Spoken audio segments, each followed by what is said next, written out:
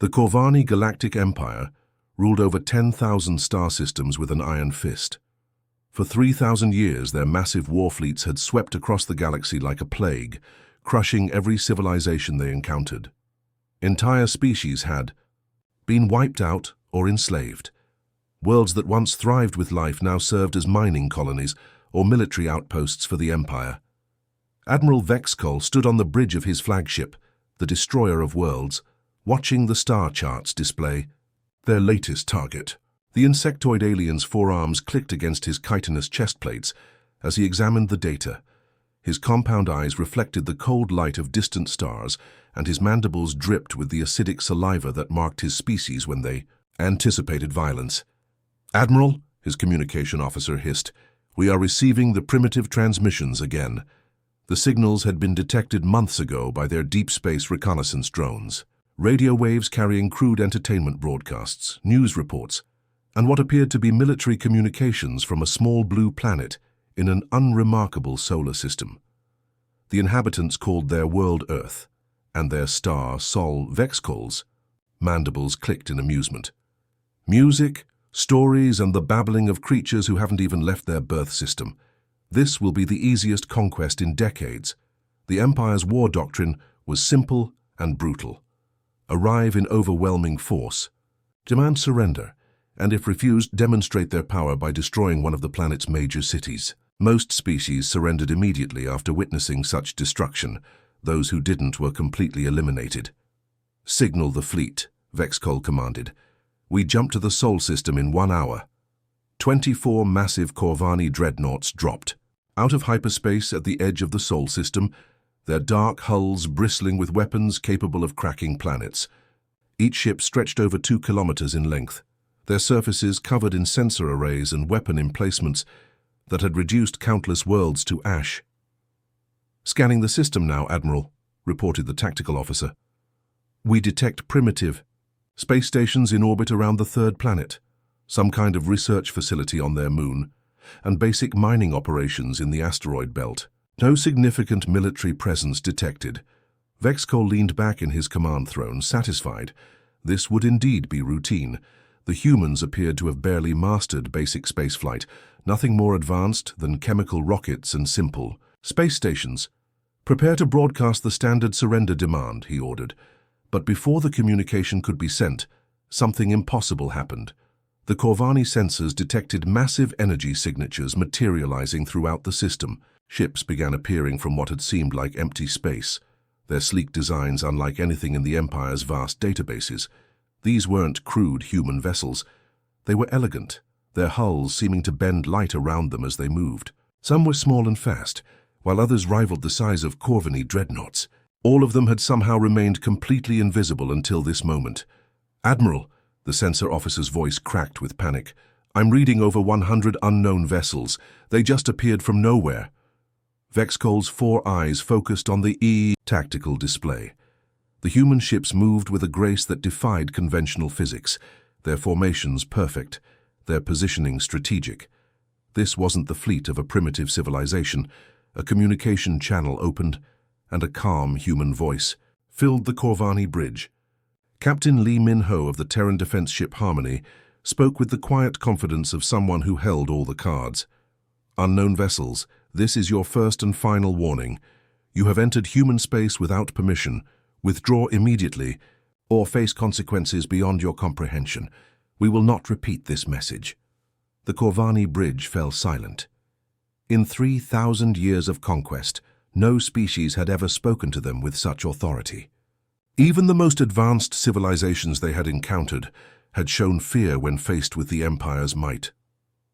Vexcol's mandibles clicked rapidly, a sign of agitation among his species. The audacity was almost refreshing. Here was a single planet, species, barely capable of interstellar travel, daring to threaten the mighty Corvani Empire. "Primitive creatures," he broadcast back, his voice dripping with contempt. "You will surrender immediately or be obliterated. The Corvani Empire has crushed civilizations spanning hundreds of worlds. Your pathetic fleet is nothing compared to our might." The human response was immediate and devastating. Every Corvani probe within the system suddenly stopped transmitting. The forward scouts that had been mapping the outer system simply vanished from sensors, without even sending distress signals. One moment they were there, the next they were gone. The silence that followed was more terrifying than any battle cry. Vexcol watched his tactical displays as red indicators disappeared one by one, marking the loss of reconnaissance vessels that had been operating beyond the range of the main fleet. "What happened to our scouts?" he demanded. "Unknown, Admiral, they just stopped existing." Captain Lee's voice returned, still calm, but now carrying an edge that made even seasoned Corvani warriors shift uncomfortably in their seats. "You were warned?" The emergency session of the Corvani High Command convened within hours of receiving Admiral Vexcol's report. The massive chamber on the Empire's capital world buzzed with the clicking and hissing of dozens of high-ranking officials, their insectoid forms casting twisted shadows under the harsh artificial lighting. Fleet Admiral Zarvek entered the chamber. With his usual swagger, his massive frame towering over the other Corvani present. His carapace bore the scars of 100 battles, and his 4 arms were adorned with the bone trophies of conquered species. When he heard the details of the encounter at Sol, his reaction was immediate and explosive. "They what?" he roared, his mandibles clicking so rapidly they created a sound like machine gun fire. A primitive single-planet species dared to threaten Admiral Vexcol? The other commanders watched as Zarvek began to laugh, a sound that resembled grinding metal mixed with the screech of dying animals. His entire carapace shook as waves of amusement overcame him. Several junior officers backed away nervously as acidic saliva dripped from his mandibles onto the floor, creating small smoking craters in the metal plating. "In 3,000 years of conquest," Zarvek wheezed between fits of laughter, "no species has ever shown such delicious arrogance. These humans will provide excellent entertainment before we crush them." Commander Yulnex, his intelligence chief, stepped forward with a datapad clutched in his clawed hands. "Admiral, we've been intercepting their communications for weeks. You need to see this." The holographic display activated, showing intercepted human television broadcasts, military communications, and historical records that the Corvani had decoded. Images of human warfare filled the chamber, everything from ancient battles with swords and shields to modern conflicts with nuclear weapons. "Look at these savages," Yulnex reported, his voice dripping with contempt. "They fight constantly among themselves, wars over resources, territory, religious beliefs, political ideologies. In just the past century, they've had 2 massive global conflicts that killed millions of their own kind." The display showed footage of human cities burning, armies clashing, and weapons of mass destruction being tested. The Corvani officers clicked their approval at the violence, but also their amusement at what they saw as primitive barbarism. "They cannot even unite their own species," Yulnex continued. "Their planet is divided into hundreds of different nations, each with its own military. They spend more energy fighting each other than they do exploring space. They are completely disorganized and pose no threat to the Empire." Zarvek studied the displays with growing amusement. "Perfect. A species that destroys itself will be easy to manipulate. We'll broadcast their own violent history back at them, show them what savages they are compared to the civilized Corvani Empire."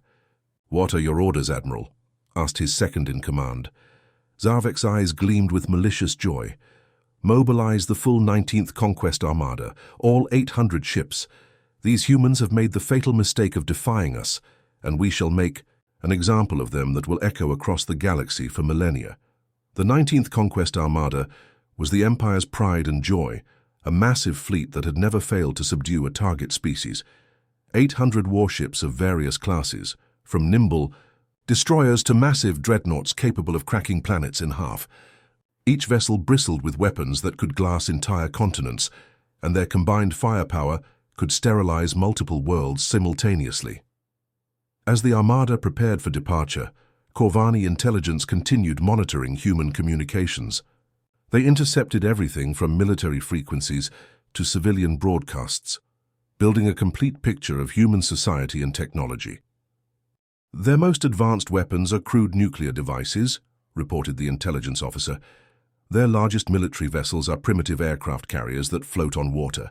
Their space program consists of a few research stations and some basic mining operations. Admiral, this will be the easiest conquest in the Empire's history. Meanwhile, far beyond the edge of human space, Colonel Park Ji-woo sat in the command center of Observation Post Omega, a facility hidden within a carefully modified asteroid beyond Pluto's orbit. The post had been operational for over 50 years, its existence known only to the highest levels of human command. Park was a veteran of conflicts that the galaxy had never heard about, his weathered face bearing the scars of battles fought in the dark spaces between stars. His team of specialists monitored the approaching Corvani fleet with instruments far more advanced than anything the aliens suspected humans possessed. 800 ships in standard conquest formation, reported Lieutenant Kim So-ra from her sensor station. They're not even trying to hide their approach. No scouts, no advanced reconnaissance, just a straight-line approach at maximum visibility. Park nodded grimly as he watched the tactical display. The Corvani ships moved in perfect formation, their hulls gleaming with pride and confidence. They had no idea they were being watched by sensors that could track a single molecule across light years of space. They're broadcasting their approach on multiple frequencies, added communications specialist Lee Dong-wook. They want everyone to know they're coming. Classic intimidation tactics. Arrogant fools, Park muttered, studying the enemy formation. They think they're dealing with primitive humans who will panic at the sight of their fleet. They have no idea what they're walking into. The Corvani Armada continued its approach, each ship crewed by warriors who had conquered dozens of worlds. They expected to find a terrified primitive species begging for mercy. Instead, they were about to discover that humanity had been preparing for this moment for far longer than anyone in the galaxy suspected. All units, maintain stealth protocols, Park ordered his team. Let them come. Let them think they have the advantage right up until the moment we spring the trap. The 19th Conquest Armada dropped out of hyperspace at the edge of the Sol system in perfect formation, 800 warships arranged in the classic Corvani attack pattern that had terrorized the galaxy for millennia. Admiral Zarvek stood on the bridge of his flagship Galaxy Crusher, his forearms spread wide as he gazed at the primitive blue world that would soon bow before the Empire's might. All weapons charged to maximum power, he commanded, his mandibles clicking with anticipation. Shields at full strength, prepare to broadcast the surrender demand. The massive Corvani fleet began its approach, their dark hulls gleaming with the reflected light of the distant sun. Each ship was a masterpiece of destruction, bristling with plasma cannons, antimatter torpedoes, and gravitational weapons that could tear apart entire moons. The smallest destroyer in the fleet carried enough firepower to level a continent. Admiral, his sensor officer reported, initial scans show the expected primitive infrastructure. A few space stations, some basic mining operations, nothing that poses any threat to the Armada. Zarvek's compound eyes reflected satisfaction. Excellent, begin the approach to the third planet. Prepare to demonstrate our power by destroying one of their major population centers. That should convince them to surrender quickly. But as the Armada moved deeper into the system, something began to change on the tactical displays. The sensor officer's voice suddenly filled with confusion and growing alarm. Admiral, I'm detecting massive energy signatures throughout the system. They're coming from everywhere. The asteroid belt, which had appeared to be nothing more than floating rocks and debris, suddenly came alive. What the Corvani had dismissed as ordinary asteroids began to unfold like mechanical flowers, revealing themselves to be massive weapons platforms that had been perfectly camouflaged. Hundreds of them, each one bristling with technology that made Corvani sensors scream warnings about unknown energy types. Impossible, Zarvek whispered, his forearms trembling as the tactical display updated with thousands of new contacts.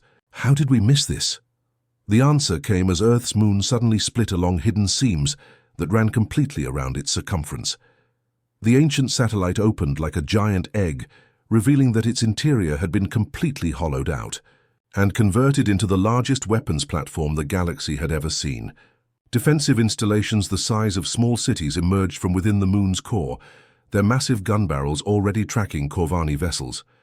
Sir, the energy readings are off the scale, the sensor officer reported, his voice cracking with panic. These installations are generating more power than our entire fleet combined, but the real shock came when empty space itself began to shimmer and ripple.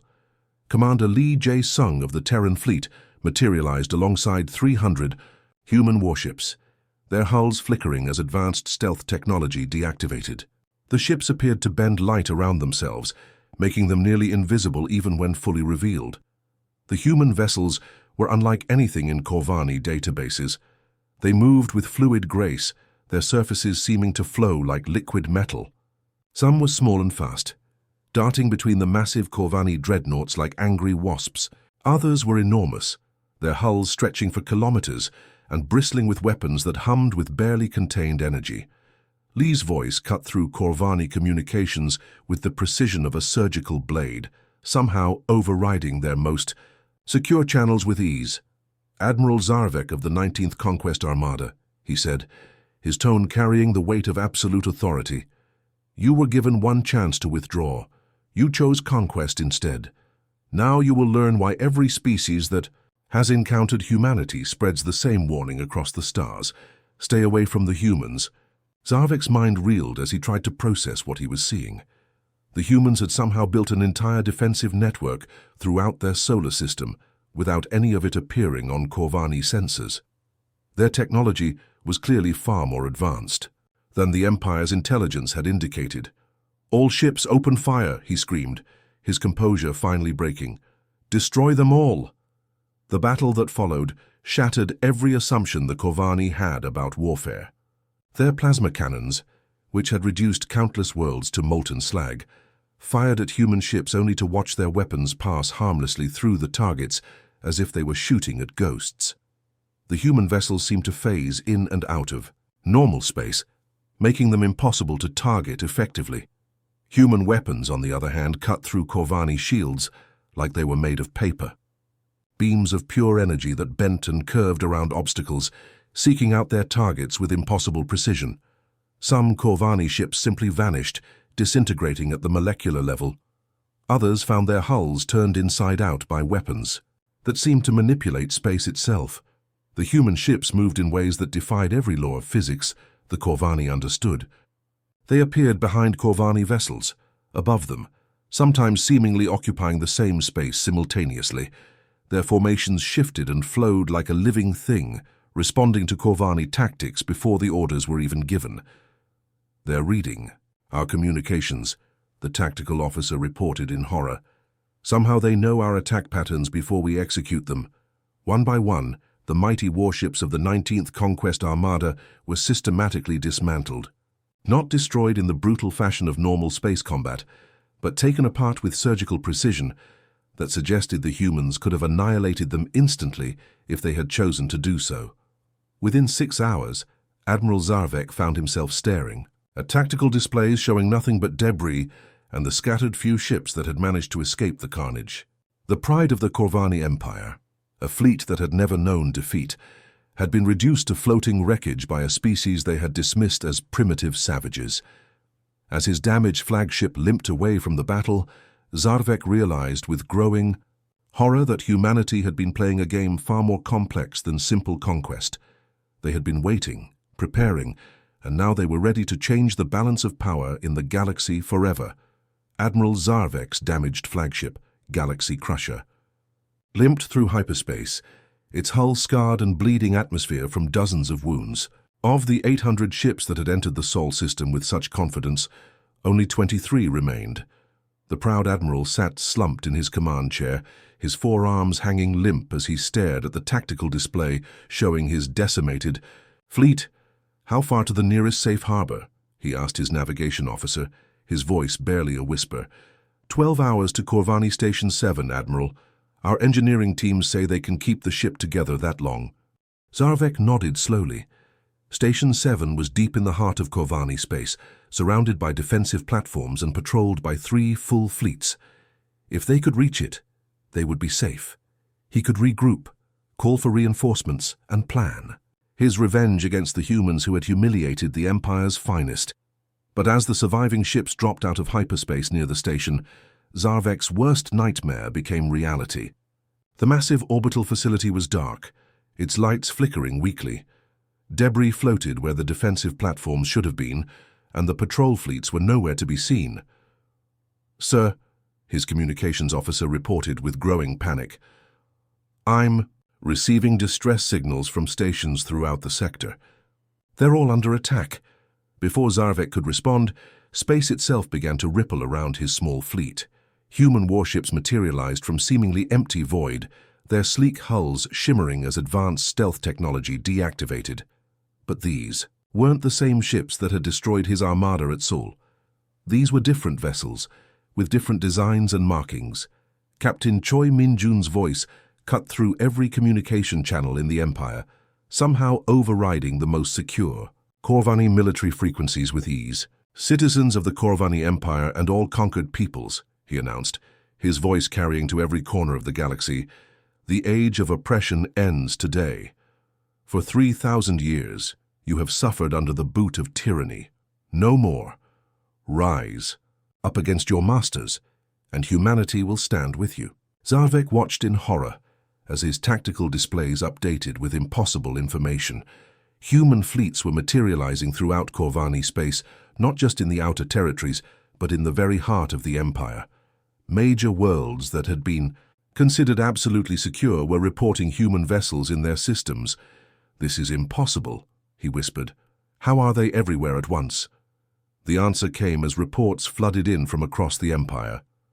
On Corvani Prime, the heavily fortified homeworld that had never been threatened in millennia, General Han Do-yun coordinated the largest military operation in galactic history from his command ship, Liberation. The massive human vessel hung in orbit above the planet that had ruled 10,000 worlds, its weapons trained on the Corvani government centers below. "All Corvani military forces," Han's voice echoed across the planet's communication networks. "You have 30 minutes to surrender. Any vessel or installation that continues to resist will be disabled. This is your only warning." The Corvani home fleet, 200 of their most advanced ships, moved to engage the single human vessel. They opened fire with everything they had: plasma cannons and antimatter torpedoes, creating a light show that could be seen from the planet's surface. The human ship didn't even bother to raise shields. The Corvani weapons simply passed through its hull, as if it were made of nothing but light and shadow. In response, the Liberation fired a single beam of energy that somehow branched into 200 separate streams, each one finding a Corvani vessel and disabling it without destroying it. "Impossible," breathed the Corvani fleet commander as his ships powered down one by one, their crews unharmed but their vessels completely helpless. Meanwhile, across the galaxy, the true scope of humanity's infiltration became clear. On mining, worlds where enslaved species had labored for centuries, human special forces emerged from hidden bases that had been constructed right under Corvani noses. On prison planets where political dissidents had been forgotten, human ships arrived to break open the detention centers. The Quilnari, a peaceful species that had been conquered 200 years ago, watched in amazement as human soldiers materialized in their capital city. Lieutenant Kang Hae-jin of the Terran Liberation Corps removed her helmet, revealing a face that carried the determination of someone who had trained her entire life for this moment. "The Corvani told you that resistance was futile," she said, to the gathered crowd of Quilnari civilians. "They lied. Today you are free." Similar scenes played out on thousands of worlds as humanity's carefully planned operation unfolded with clockwork precision. Species that had given up hope of ever seeing freedom again suddenly found themselves armed with human weapons and supported by human advisors who had been secretly living among them for decades. Admiral Zarvek's ship was finally captured as he tried to flee to the outer rim. Human Marines boarded his vessel with technology that made his elite guards look like children playing with toys. Captain Park Soo-jin led the boarding party, her armor somehow phasing through the ship's hull as if it weren't there. "How?" Zarvek demanded as he was taken into custody. "How did you infiltrate our entire empire without us knowing? We monitored every ship that entered our space, tracked every communication, watched every planet." Park removed her helmet, revealing a face that carried the weight of centuries. "Because we've been watching you for 3,000 years, Admiral. Humanity didn't just discover space travel recently. We've been traveling the stars since before your empire existed. Zarvek's compound eyes widened in disbelief. That's impossible. Our records show you as a primitive species that only achieved spaceflight in the last century. Your records show what we wanted them to show, Park replied. We withdrew from galactic civilization because we grew tired of endless conquest and oppression. We'd seen too many species like yours rise and fall, always bringing nothing but suffering to the galaxy. So we decided to wait and watch. She gestured to the tactical display showing human forces throughout Corvani space. For 3,000 years, we've been placing our people in your empire. Human agents who lived among your conquered species, human scientists who studied your technology, human soldiers who learned your tactics. We never stopped watching. We never stopped preparing for the day when we would need to act. As reports continued to flood in from across the galaxy, it became clear that the Corvani Empire was collapsing faster than anyone had thought possible. Centuries of oppression were being undone in a matter of hours as billions of enslaved beings rose up with human support. The hunter had indeed become the hunted, and the galaxy would never be the same again. 6 months had passed since the day the Corvani Empire learned that humanity was not what they seemed. The galaxy had transformed beyond recognition. Where once 10,000 star systems had cowered under the iron fist of tyranny, now 1,000 different species worked together to build something entirely new. On the former Corvani homeworld, massive construction ships from dozens of different civilizations worked side by side to rebuild what had been destroyed. The dark spires that had once housed the Empire's war councils were being converted into hospitals and schools. The massive weapons factories that had churned out instruments of conquest now produced tools for exploration and peaceful development. Admiral Zarvek sat in his cell within the Terran Rehabilitation Center, a facility that bore no resemblance to the brutal prison camps the Corvani had once operated. His carapace had lost its lustrous shine, dulled by months of contemplation and the weight of understanding what his empire had truly been. Through the transparent walls of his quarters, he could see the stars that had once been his to command. The door to his cell slid open with a soft whisper, and Colonel Kim Hae-won entered. The human officer wore the simple uniform of the new Galactic Confederation, its design incorporating symbols from hundreds of different species. She carried herself with the quiet confidence of someone who had helped reshape the galaxy. "Good evening, Admiral," she said, taking a seat across from the former Corvani commander. "I thought you might want to hear about the progress we've made." Zarvek looked up with eyes that had seen too much. "Progress? You mean the systematic destruction of everything my people built over 3 millennia? Kim shook her head gently. "No, Admiral. I mean the liberation of 10,000 worlds and the rescue of billions of beings from slavery and oppression. Your empire didn't build anything worth preserving except the infrastructure we're now using to help its former victims."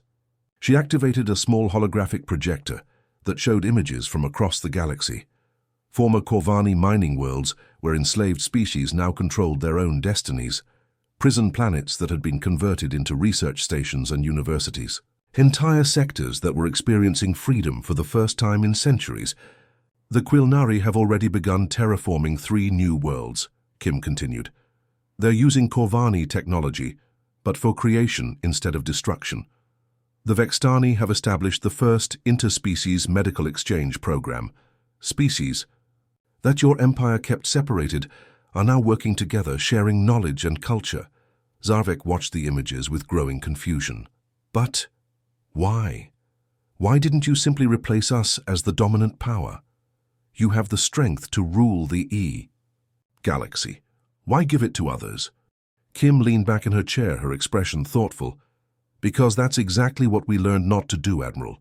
Humanity didn't withdraw from galactic civilization because we were weak or afraid. We withdrew because we recognized the corrupting nature of absolute power."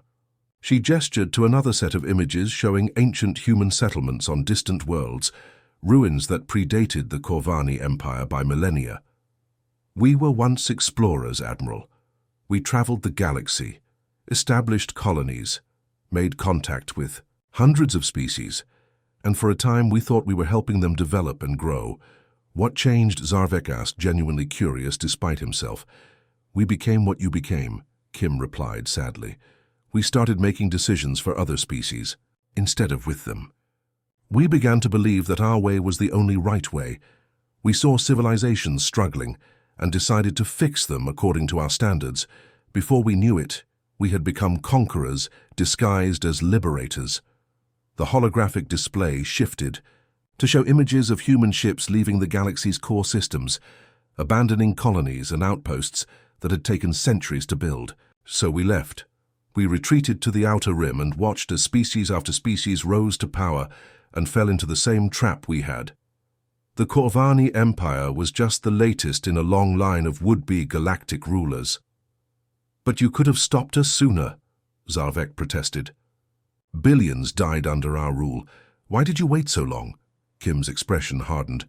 Because intervention has to come at the right moment, Admiral.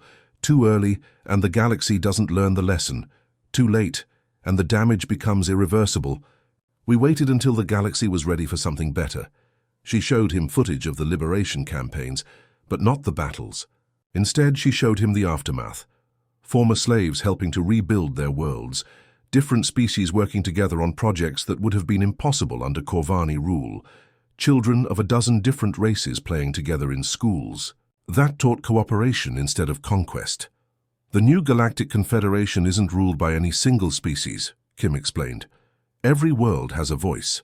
Every species contributes according to their abilities and receives according to their needs. It's not perfect, but it's a start. Through the viewport, Zarvek could see ships from hundreds of different worlds docking at the orbital stations above the former Corvani homeworld. Not warships, but vessels carrying supplies, knowledge, and hope. The diversity was staggering compared to the rigid uniformity of the old empire. What happens to the Corvani? He asked quietly. You're offered the same choice as everyone else, Kim replied. Join the Confederation as equals. Contribute your knowledge and abilities to the common good and help build a better galaxy. Many of your people have already chosen to do so. She showed him images of Corvani engineers working alongside former slaves to build new cities. Corvani scientists sharing their knowledge with species they had once oppressed. It was a sight that would have been unthinkable just months before. Your species isn't evil, Admiral, Kim continued. You were trapped in a system that rewarded conquest and punished compassion. Now you have the chance to be something different. As their conversation drew to a close, Kim stood to leave, but Zarvek had one final question. Why? He asked, his voice barely a whisper. Why did your species withdraw from the galaxy if you possessed such power? Kim paused at the door, looking out at the stars through the facility's viewport. Because power without wisdom leads to tyranny, Admiral. We learned that lesson at great cost. We withdrew not out of weakness, but out of wisdom. We knew that someday someone would arise who would need to be stopped, and that someone was us. Yes, Kim replied softly. The galaxy sent out a call for help even if it didn't know it. Every species you conquered, every world you enslaved, every civilization you destroyed, they all cried out for justice. And we heard them. As Kim left, Zarvek remained at his viewport, watching the ships of 100 different species work together in the space above his former capital.